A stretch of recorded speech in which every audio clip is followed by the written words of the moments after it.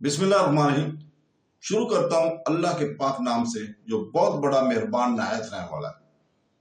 دوستو، بہنوں، بھائیوں، بزرگوں، السلام علیکم۔ 50 نمبر کی قسط ہے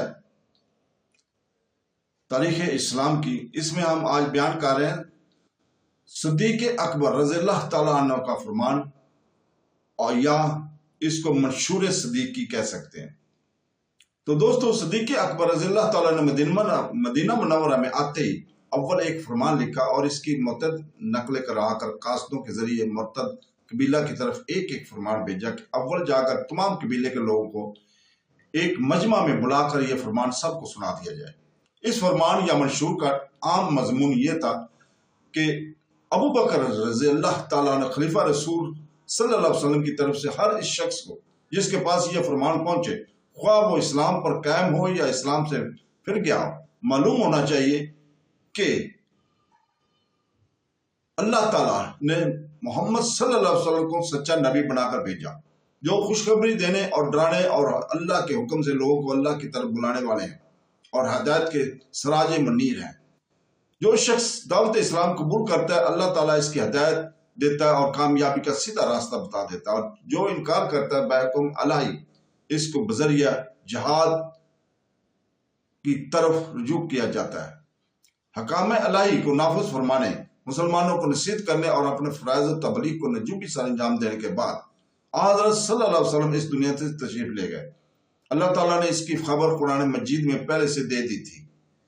تو دوستو، تو صرف رسول ہیں، ان سے پہلے بہت سے رسول ہو کر گزرے ہیں، پس اگر یہ چلے گئے ہیں یا مقتول ہوئے تو تم پچھلے پاؤ پھر جاؤ گے، اور جو شخص پھر جائے گا اللہ کا وہ کچھ نہ بگاڑ پائے گا۔ اللہ تعالیٰ تمہارا شکر گزار لوگوں کو نیک بدلہ دے گا۔ پس جو شخص محمد صلی اللہ علیہ وسلم کو پوچھتا تھا تو وہ محمد کو صلی اللہ علیہ وسلم کو بلا شکا فوت ہو گئے، اور جو اکیلے اللہ کی پرستش کرتا ہے تو اللہ تعالیٰ زندہ اور قائم ہے، نہ وہ فوت ہوا ہے، نہ اس کی نیند اور اونگ چھوٹ سکتی ہے، اور اپنے حکم کی نگہداشت کرتا اور اپنی جماعت کے ذریعے دشمنوں سے بدلہ لینے والا ہے۔ تو میں تم کو اللہ سے ڈرنے والے نبی کے لائے ہوئے نور اللہ کے رحمت سے حصہ لینے، اسلام کی ہدایت اختیار کرنے اور دین الہی کو مضبوط رسی کو پکڑنے کی وصیت کرتا ہوں۔ جس کو اللہ نے ہدایت نہ کی ہو وہ گمراہ ہوا، اور جس کو اللہ تعالیٰ نے عافیت عنایت کی وہ مصیبت میں مبتلا ہو۔ جس کی مدد اللہ نہ کرے وہ یک تنہا اور بے یار و مددگار ہے۔ انسان جب تک اسلام کا انکار کرے دنیا اور آخرت میں کوئی عمل اس کا مقبول نہیں ہو سکتا۔ مجھ کو معلوم ہوا ہے کہ تم میں سے کچھ لوگوں نے اسلام قبول کرنے اور اس کے احکام کی تعمیل کرنے کے بعد اللہ تعالیٰ سے منہ موڑ کر جہالت اور شیطان کی اطاعت کی طرف رجوع کیا ہے۔ کیا تم اللہ کو چھوڑ کر شیطان اور اس کی ذریعت کو دوست بناتے ہو جو تمہارے دشمن ہے؟ اللہ تعالیٰ فرماتا ہے کہ شیطان تمہارا دشمن ہے، پس تم بھی اس کے اپنا دشمن بناؤ، کیونکہ وہ تو اپنے گروہ کو تمہارے دوزخی بنانے کے لیے آمادہ کرتا ہے، تمہاری طرف مہاجرین اور انصار کا لشکر روانہ کرتا ہے جو نیکی کی پیروی کرنے والے ہیں۔ میں نے ان کو حکم دیا کہ اول اسلام کی دعوت دیے بغیر کسی سے مقابلہ نہ کریں۔ میں نے حکم دیا کہ جو لوگ اسلام کا اقرار کریں اور برائیوں سے باز رہیں، نیک کاموں سے انکار نہ کریں، ان کی آنت کیا جائے، اور جو اسلام میں انکار کریں ان کا مقابلہ کیا جائے اور ان کی کچھ قدر و منزلت نہ کی جائے، اور بجز اسلام کو کچھ قبول نہ کرے۔ پس جو شخص ایمان لائے اس کے لیے بہترین، ورنہ وہ اللہ کے عاجز نہیں ہو سکتے۔ میں نے اپنے قاصد کو حکم دیا ہے کہ میرے اس اعلان کو ہر ایک مجمع عام میں پڑھ کر سنا دے۔ جب اسلامی لشکر تمہارے قریب پہنچے اور ان کا مؤذن اذان دے تو تم بھی اس کے مقابلے میں اذان دو۔ یہ علامت اس بات کی ہوگی کہ تم نے اسلام قبول کر لیا، تم پر حملہ نہ کیا جائے گا، اور اگر تم نے اذان نہ دی تو تم سے باز پرس ہوگی، اور اس صورت میں انکار کرنے پر تم پر حملہ کر دیا جائے گا۔ ان فرامین کو قاصدوں کے ہاتھوں روانہ کرنے کے بعد حضرت صدیق اکبر رضی اللہ تعالیٰ نے 11 علم تیار کیے اور 11 سردار منتخب کر کے ایک ایک جھنڈا ہر ایک سردار کو دیا، ہر ایک کے ساتھ ایک ایک دستہ فوج کا روانہ کیا، اور حکم دیا کہ مکہ، طائف وغیرہ مقامات سے جہاں جہاں اسلام پر ثابت قدم قبائل ملیں، ان میں سے کچھ لوگوں کو ان قبائل اور ان کے گھر بار کی حفاظت کے لیے چھوڑ دیں، اور کچھ لوگوں کو اپنے لشکر میں شریک کرتے اور ساتھ لیتے جائیں۔ پہلا علم خالد بن ولید رضی اللہ تعالیٰ عنہ کو دیا گیا، جو حکم ہوا کہ اول طلحہ بن خولد اسدی پر چڑھائی کرو۔ جب اس مہم سے فارغ ہو جاؤ تو مقام بطاح کے طرف مالک بن نویرہ پر حملہ آور ہو۔ اور دوسرا علم اکرمہ بن جبو جہل کو دیا گیا اور حکم ہوا کہ یمامہ کی طرف مسلمہ کذاب پر حملہ کرو۔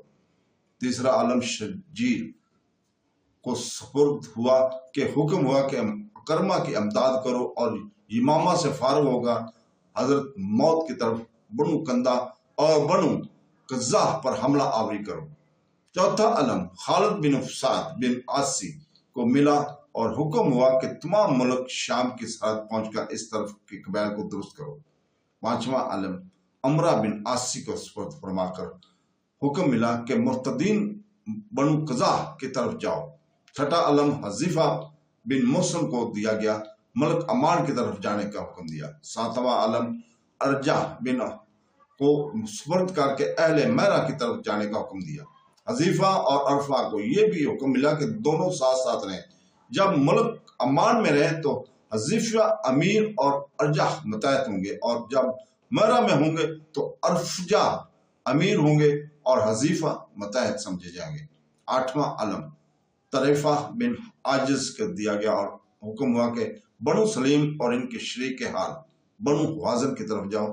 نواں علم سوید بن مقرنم کو دیا گیا اور ان کو حکم ملا کہ یمن تمامہ کی جانب جاؤ۔ دسواں علم اللہ بن الخزری کو دیا گیا اور حکم ہوا کہ بحرین یک کی طرف جاؤ۔ 11واں علم مہاجرین ابی امیہ کو دیا گیا اور حکم ہوا کہ صنع کی طرف جاؤ۔ ان تمام سرداروں کی روانگی کے وقت ایک فرمان ایک ہی مضمون لکھ کر دیا گیا۔ اس مضمون یہ تھا، یہ عہد نامہ ہے ابو بکر صدیق رضی اللہ تعالیٰ عنہ خلیفہ رسول صلی اللہ علیہ وسلم کی طرف سے، جو فلاں سردار کو دیا جاتا ہے جبکہ وہ لشکر اسلام کے ساتھ مرتدین سے لڑنے کو روانہ کیا جائے۔ اس سردار سے ہم نے اقرار لیا ہے کہ وہ اللہ تعالیٰ سے ظاہرہ اور باطنہ اپنے تمام کاموں میں ڈرتا رہے گا۔ ہم نے اس کو حکم دیا ہے کہ اللہ تعالیٰ کے راہ میں مرتدین سے لڑے، مگر پہلے ان پر تمام حجت کرے اور ان کو اسلام کی دعوت دے۔ اگر وہ قبول کر لیں تو لڑائی سے باز رہے، اگر وہ قبول نہ کریں تو ان پر حملہ کرایا جائے یہاں تک کہ وہ اسلام کا اقرار کریں، پھر ان کو ان کے فرائض اور حقوق سے آگاہ کیا جائے۔ جو ان پر فرض ہے وہ ان سے لیا جائے اور جو ان کے حقوق ہیں وہ ان کو دیے جائے۔ اس میں رعایت کسی کی نہ کی جائے۔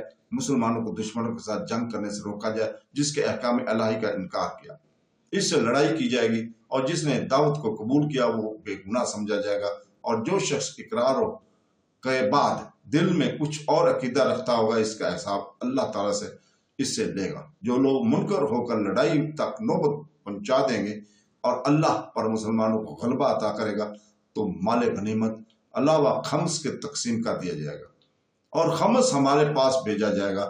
ہم نے یہ بھی ہدایت کر دی کہ سردار لشکر ہمارے ہمراہیوں کو عجلت اور فساد سے منع کرے اور کسی غیر کو اپنے لشکر میں داخل نہ ہونے دے جب تک کہ اس کو اچھی طرح جان پہچان نہ لے، تاکہ جاسوسوں کو فتنہ سے محفوظ رہے۔ یہ بھی ہدایت کر دی گئی تھی کہ مسلمانوں سے نیک سلوک کرے اور روانگی اور قیام اور لوگوں سے نرمی کرے اور ان پر رحم کرے، نشست برخاست اور گفتگو میں ایک دوسرے کے ساتھ رعایت اور نرمی کو محفوظ رکھا جائے۔